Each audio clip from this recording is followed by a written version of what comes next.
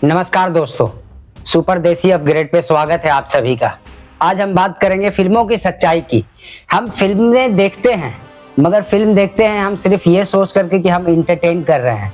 अगर फिल्मों को बारीकी से देखा जाए तो उससे हमें कोई लाइफ लेसन मिल सकता है। और किसी के तो मैं नहीं कह सकता हूँ, मुझे लाइफ लेसन मिली है। मैंने एक शाहरुख खान की मूवी देखी, उस मूवी का नाम था अंजाम। तो उस मूवी में मैं क्या देखता हूँ कि उस मूवी में शाहरुख खान को माधुरी दीक्षित से पहली नजर में ही प्यार हो जाता है और वो उसके प्यार में दीवाना हो जाता है। उससे मिलने के लिए रोज फ्लाइट में दुबई, दुबई से मुंबई, मुंबई से दुबई, दुबई से मुंबई ये करने लगता है, मगर लड़की कुछ रिस्पॉन्स नहीं देती है। शाहरुख खान आकर के अपने घर पे अपनी माँ को बताते हैं कि माँ मुझे प्यार हो गया, मुझे उस लड़की से प्यार हो गया। उसकी माँ भी खुश हो जाती है, बोलती है चलो हम तुम्हारे रिश्ते की बात करते हैं। और जब ये लोग रिश्ते की बात करने जाते हैं तो उसी दिन उनकी शादी हो जाती है। उनकी शादी हो गई। अब मामला क्या हुआ कि शादी तो हो गई, सब चीज खत्म हो जाना चाहिए था, मगर शाहरुख खान की दीवानगी बढ़ती चली जाती है।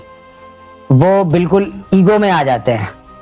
उसको उसके हस्बैंड का पता निकालते हैं, उससे जाके मिलते हैं, उसको एक बड़ा ऑफर देते हैं कि मैं तुम्हारे लिए एक एयर कंपनी खोल रहा हूँ जिसमें तुम पूरे मैनेजिंग डायरेक्टर बनोगे, 1 लाख रुपए तुम्हारी सैलरी होगी, रहने के लिए मैं तुम्हें घर देता हूँ, किसी भी तरीके से कि पूरा कंट्रोल आ जाए। मगर माधुरी दीक्षित को ये चीज पसंद नहीं होता।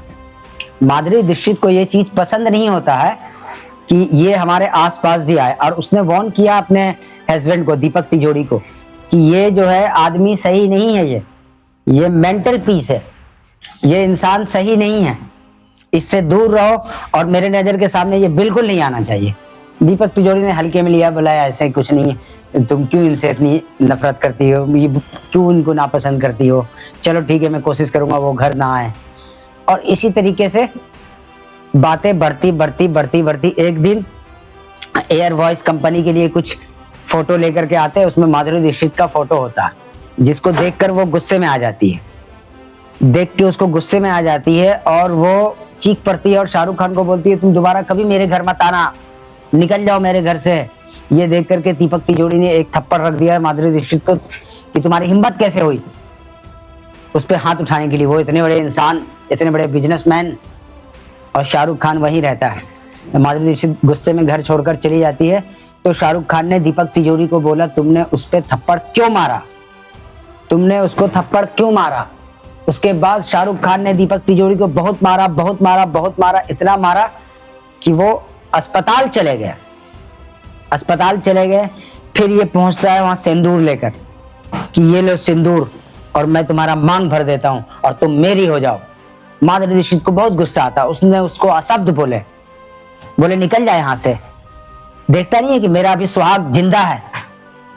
तो वो जो ऑक्सीजन पैप था वो उसके मुंह से शाहरुख खान निकाल देता है और वहां से चला जाता है और दीपक तिजोरी की मृत्यु हो जाती है। और बाद में जब पुलिस कंप्लेंट करने जाती है तो शाहरुख खान अपना प्रूफ रख देता है कि मैं किसी ऑफिसर के साथ बैठ के रात में डिनर कर रहा था, और अपने सामने प्रूफ इकट्ठा कर देता और वो बच निकलता है। फिर एक दिन शाहरुख खान उसके घर जाता है और उस माधुरी दीक्षित को उसने बहुत मारा, जख्मी कर दिया। बोला बोल तुम मुझसे प्यार करती हो, एक बार बोलो तुम मुझसे प्यार करती हो, एक बार सिर्फ बोलो कि तुम मुझसे प्यार करती हो। मगर उसने एक ना सुनी। तब शाहरुख खान ने चाकू उठाया और पुलिस स्टेशन में कॉल लगा दिया कि फलाने फलाने एड्रेस पे आ जाए, यहाँ एक कत्ल होने वाला है। और चाकू उसके हाथ से लेकर अपने आप को जख्मी कर लिया और उस इल्जाम में माधुरी दीक्षित को फंसा के जेल भेजवा दिया। उसको सजा हो गई। जब माधुरी दीक्षित सजा काट के आई और पूरे बदले लेने के मूड में थी कि अब मैं छोड़ूंगी नहीं, तो जब बदला लेने जाती है तो देखती है कि शाहरुख खान का एक एक्सीडेंट हो गया था, जिस एक्सीडेंट में वो बिल्कुल मानसिक रूप से बेकार हो गए, जिस तरीके से कह सकते हैं ऐसा। वो सिर्फ देख सकते थे, ना कुछ बोल सकते थे, ना कुछ। एक जिंदा लाश हो गए थे। तो 2 साल माधुरी दीक्षित ने वो प्यार उसको दिया जिस प्यार के लिए शाहरुख खान तरस रहा था। जिस प्यार के लिए वो ईगो में था, जिस प्यार को वो जबरदस्ती हासिल करना चाहता था, वो प्यार उसको माधुरी दीक्षित से मिला। यही है जीवन का सार कि नियति हमारे साथ गलत नहीं करती है। अगर हमारा नियत साफ हो, अगर हमारा नियत साफ हो, हमारे नियत में कोई लालच ना हो, कपट ना हो, तो नियति भी साफ होती है, नियति भी हमारा साथ देती है। शाहरुख खान उस समय अपने सबकॉन्शियस को यूज नहीं कर सकते थे, कॉन्सली वो पेशेंट थे, बिल्कुल कोमा में कह सकते हैं, सिर्फ देख सकते थे, कोई बॉडी उनकी हरकत नहीं करती थी। तब उनको उनका प्यार मिला, क्योंकि अब उनके पास एक सच्चा दिल था, एक सच्चा दिल। तो एक सच्चे दिल में उसको वो प्यार खींच लाई। 2 साल तक बहुत ही प्यार किया, बहुत ही सेवा किया, उसको खुद से खाना खिलाया, उसकी सेविंग बनाई, बहुत कुछ उसको प्यार मान सम्मान दे करके उसको दोबारा व्हील चेयर से उठा करके चलने के लिए खड़ा किया। और जैसे ही वो फिर खड़ा हुआ और उसकी माँ ने, शाहरुख खान की माँ ने बोला, जा बेटा उसको लेके आ, उसने तेरी जिंदगी बनाई है और अब तू उसके साथ अपनी जिंदगी बसा ले।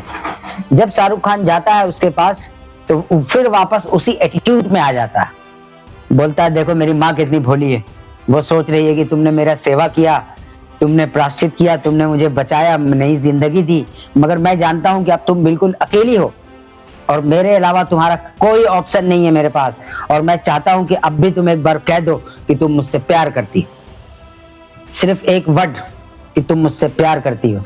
और बाहें फैला के खड़ा हो गया और माधुरी दीक्षित ने उसको गले लगाया और चाकू डाल दिया उसके पेट में, और फिर त्रिशूल से लेके उस पर हमला किया और उसको मौत के घाट उतार दिया।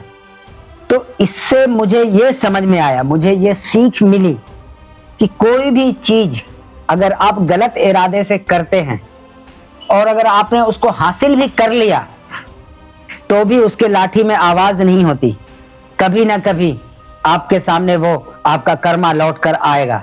इसीलिए अपने कर्मे को साफ रखें। अगर आप किसी से सच्चा प्यार करते हैं तो एक ना एक दिन वो आपके पास किसी न किसी तरीके से लौट के आएगा। अगर इसको फिल्मों के हिसाब से देखें तो ये मैंने एक सीख देखी उस मूवी में। मूवी बहुत लंबी थी, पूरी मूवी की स्टोरी बताने नहीं आया था मैं एक सीख लेके आया था कि जिस प्यार के लिए वो अपने ईगो और घमंड में तड़पता रहा, तरसता रहा, वो नहीं मिला। मगर जैसे ही वो कॉन्शियसली लाचार हो गया, मानसिक अपाहिज हो गया, वो प्यार उसके पास आ गया, क्योंकि अब उसका नियत बिल्कुल शुद्ध हो गया था। और जब नियत शुद्ध हो गया तो नियति ने अपना चाल चला और नियति ने इन दोनों को मिला दिया। जो प्यार उसको चाहिए था उतने दिनों का, वो प्यार उसको मिल गया। इसलिए हमें अपना नियत साफ रखना है, हमें किसी के बारे में बुरा नहीं सोचना है। जब हम अपना नियत साफ रखेंगे तो नियति हमें हमेशा मदद करेगी। और इसी तरीके से अब कौन सी मूवी पे आप लोग चाहते हैं दोबारा मैं अपनी राय रखूं, आप लोग कमेंट्स में मुझे जवाब देना। और आप लोग यहां तक बने रहें, इसके लिए मैं आप सभी का दिल से धन्यवाद करता हूं। Thank you, all the best.